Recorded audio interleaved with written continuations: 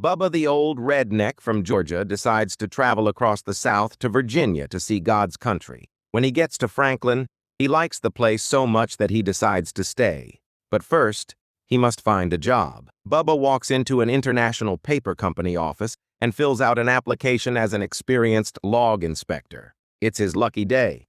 They just happen to be looking for someone. But first, the log foreman takes him for a ride into the forest in the company pickup truck to see how much he knows. The foreman stops the truck on the side of the road and points at a tree. "See that tree over there? I want you to tell me what species it is and how many board feet of lumber it contains." Bubba the Redneck promptly answers that there's white pine, 383 board feet of lumber in her. The foreman is impressed. He puts the truck in motion and stops about a mile down the road. He points at another tree through the passenger window and asks the same question. This time it's a bigger tree of a different class. Bubba replies, "That's a loblolly pine and she's got about 456 clear board feet." The foreman is really impressed with the good old boy. He has been quick and got the answers right without using a calculator. One more test. They drive a little further down the road and the foreman stops again. This time he points across the road through his driver's side window and says, "And what about that one?"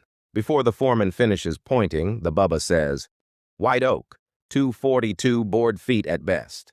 The foreman spins the truck around and heads back to the office, a little ticked off, because he thinks the redneck is smarter than he is.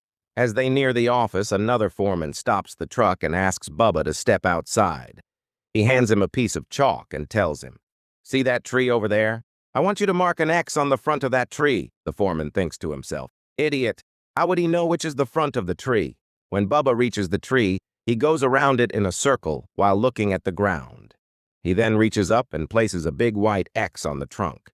He walks back to the foreman and hands him the chalk. "That there's the front," Bubba says.